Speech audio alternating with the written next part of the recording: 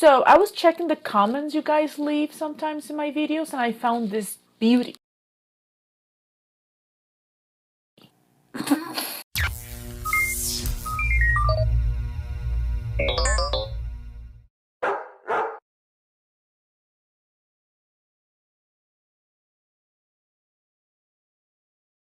Hello everyone, and thank you for joining me in this first episode of the Twilight Zone viewers list. So today's episode is a stop at Willoughby. This was in last place along with other two episodes, which were Death's Head Revisited and The Midnight Sun. And a stop at Willoughby won with 36% of the votes. So today's first episode will be that.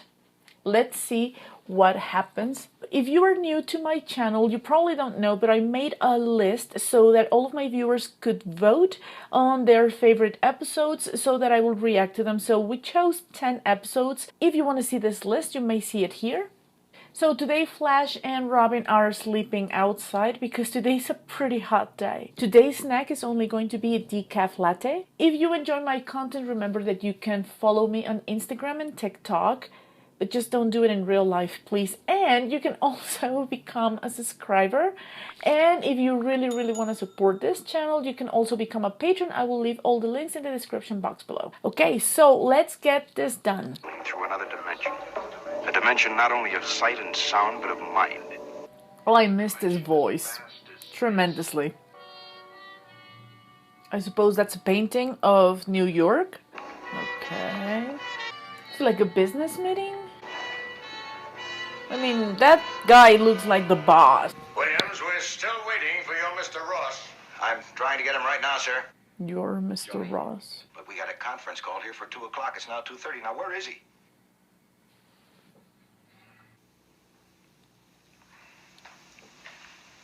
Oh, he's got heartburn? Where is your protege with the $3 million automobile account? He's due at any moment, Mr. Misrub. Oh, I mean, the king of exposition, but now I know he has a protege and a $3 million project? Okay. More likely a big martini. All 3, all 4 of them. He was too young to put on this account. I told you that, Williams. Oh. I kept telling you that. Is that him? Oh, no. We have now been here 34 minutes, Mr. Williams. Micromanaging. This is Jake Ross's resignation. He's moving over to another agency. Oh! Treacherous bastard. And he's taking the automobile account with him. That account represented a gross billing of something in the neighborhood of $3 million a year. Oh, man. How many times? And his protege. Don't sit down. And don't con me with... He keeps having heartburn. And I love how the other guys don't look elsewhere but the table. A push business, Williams. It's push all the way. This guy sounds more like an obstetrician than a CEO. Why don't you shut your mouth? Someone snapped. And heartburn. Oops. Want anything at all? A sharp razor and a chart of the human anatomy showing where all the arteries are. Oh. No, don't do it. Disregard that. Just... What a horrible position to be in, that your protege is such a terrible person. This is Gart Williams, age 38. He looks 53. He's been cannonaded this afternoon by all the enemies of his life. His insecurity has shelled him. His sensitivity has straddled him with humiliation. Oh, that's not good. Mr. Gart Williams, ad agency exec, who in just a moment for survival. Oh, okay. That sounds really good. That's a totally different train. Like an old train? Like Westworld? Oh, wait. I'm sorry, but that looks beautiful. Is it, the bike looks like, was it beginning of the 20th century? I gather, like, but this image is just beautiful. He's like, what was I smoking? Depot bus? Okay. Where is this place? Where is Willoughby? Outside? That's Willoughby right outside. Willoughby. It's 1888. Oh, Really a lovely 1888. Okay, missed it. 12 years. where a man can slow down to a walk and live his life full measure. I mean, if you know that the outside is not the world you know, and you know that the only connection between your world and that world that is not your world is the train, would you actually leave the train? I mean, I just wouldn't step out of the train, no matter how beautiful it's outside, in all honesty. What if I lose my connection to my world? That's what I'm saying. Oh, he was dreaming. Not on this run. No Willoughby on the line. I love that stone wall, very 60s. And what are your plans for this evening? Oh, that sounds like trouble. Oh, I'm tired, Janie. That's a drink. I'm sick, and I'm tired of a husband who lives in a kind of permanent self-pity. A husband with a heart, bleeding sensitivity that he... Some people aren't built for competition, Janie, or big pretentious houses they can't afford, or rich communities they... I mean, his boss is like push, push, push, push. And now this woman is also... I mean, I wouldn't say like emasculating him, but she's like criticizing his drive or lack thereof. So this guy must live in a constant, you know, stress. Like all these people just constantly pushing him around. That's gonna be really tiresome. And you would prefer? I would prefer, though never asked before, a job, any job at all, where I could be myself. I wouldn't have to climb on a stage and... Uninspired, average type guy. With a wife who has an appetite. Oh. Oh. Place called Willoughby. I thought it would Town I say. manufactured in a dream. It's an odd dream. Very odd dream. Is she a psychologist or something? Because she spoke about a ward. I've never seen such serenity. It was... Okay. When I first saw this shot of outside of the train, I think what made me go, is this serenity that he speaks about. And speaking of serenity, if you like Firefly, you can watch my reaction videos becoming a patron. I will leave the link in the description box below. Anyway, so yeah, I think it was a very perfect picture of serenity. So, moving on. My miserable, tragic error to get married to a man whose big dream in life is to be Huckleberry Finn. Wow.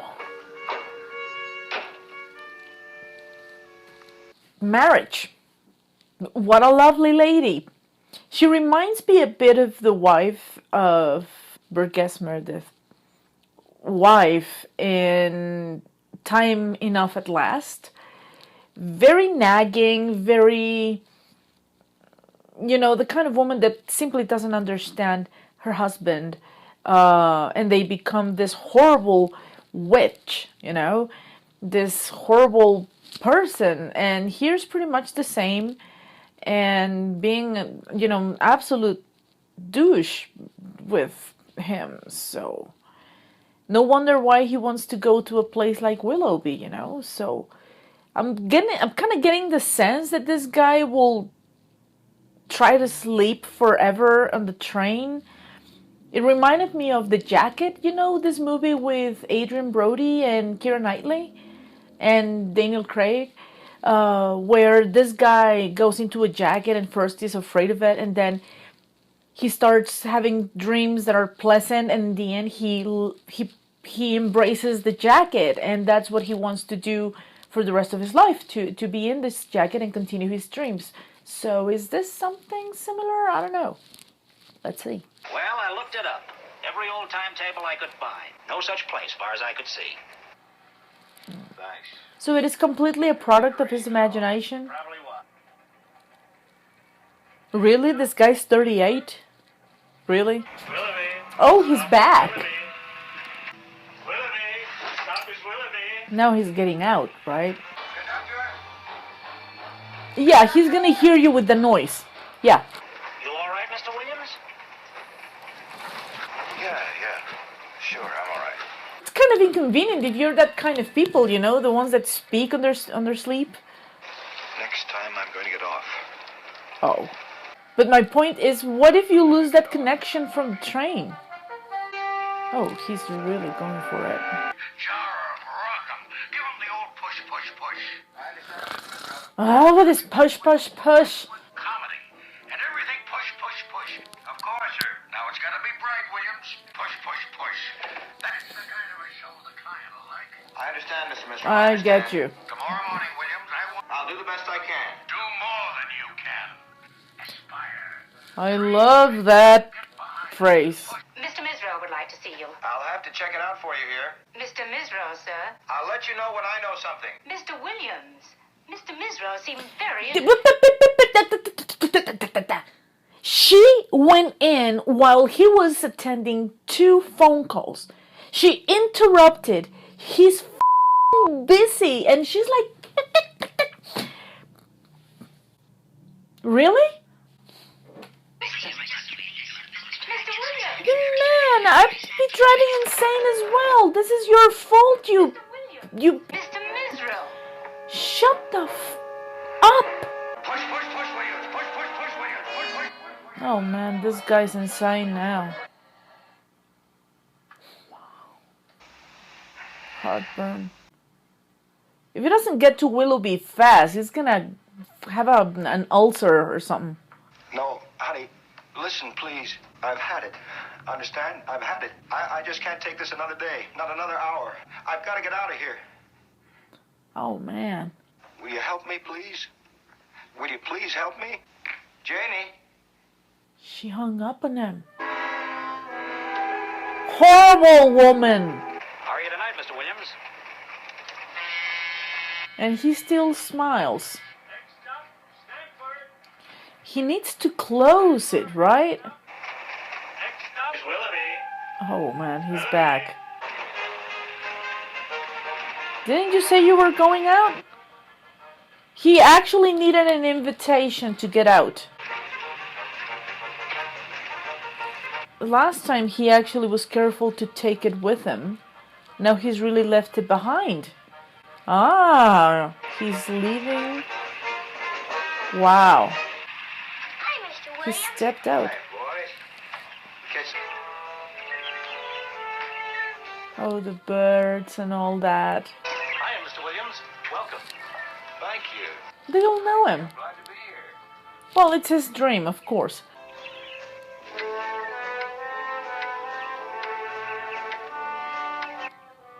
Okay.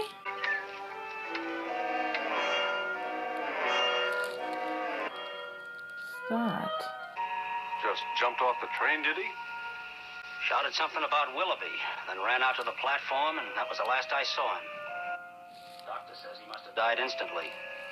They're going to take him into town for an autopsy. Oh, gosh, no. Poor fella.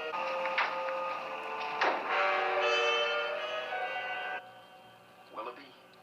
Maybe it's wishful thinking, Willoughby, whatever it is, and is a part of the Twilight Zone.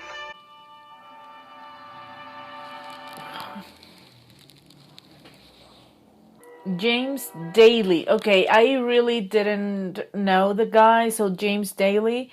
I see Howard Smith. I suppose that's his boss. And Patricia Donahue. So, yeah, she was not a very nice person, I have to admit. And he just had enough. I mean, I think this episode is touching really deep subjects that probably YouTube won't even let me mention. But I'll try to look into it first. Okay, so this episode was really interesting. I think it has a lot of subtext here.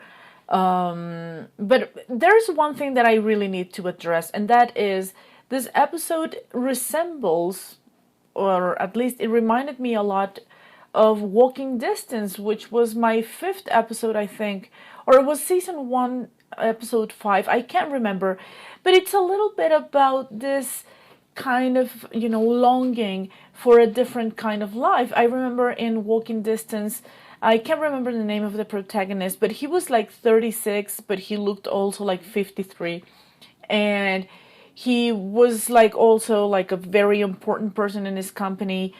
And he stops at his hometown and he goes back in time. And he finds this serenity, this life that was so easy and that he used to enjoy, and now all of those things he doesn't notice them because of the type of life that he has now. And this is very similar. This is not about a life that he had and that he no longer has. This is about a life that he wishes he had. And he really doesn't like anything about his current life. He doesn't know who he has to be at his job.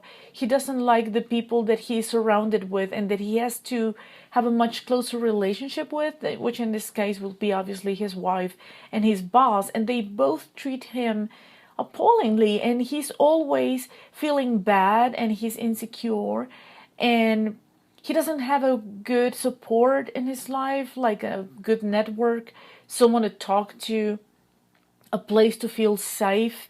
He is constantly being attacked by either criticism or just, I don't know if I can see the word, but, like, and it's kind of discouraging to see a person to go so low. And, his dream is something that not even his wife can take seriously. And she even feels that the worst mistake that she could have done is to share her life with him. And this is something terrible to hear. But I'm stuck with you, like I don't want to be with you. And this is something that, I don't know, it's just horrible. This is a horrible thing to say. He's obviously very stressed because his boss is always like the push, push, push. And she's like, an ambitious woman. She wanted more. She wanted, I don't know, when she got married, I guess she thought she would be taken care of, which she is. I mean, she totally is taken care of, but it's not the kind of life that she wanted, and that's not the kind of husband she wanted. So she takes it as a mistake she made and that she's willing to own, which she doesn't. She, in the end, ends up dumping all of her frustrations onto him. But, on his side, like being constantly reminded of something that is not true, like you have no worth, which is not true for anybody. It's gonna be it's something that it's going to wear you off eventually. And at this point, this is what happened to this guy. He was worn completely, and he wanted a better life at a place that he only needed to know that the place was not real. And he knew it was not real, and yet he chose to get off the train. He still did it, and he knew that it was not a real place. So he kind of knew that he had to step out of the train. Now, of course, I'm going to go like philosophical here and say, I was saying, I wouldn't let go of the train because this is the thing that connects you to reality.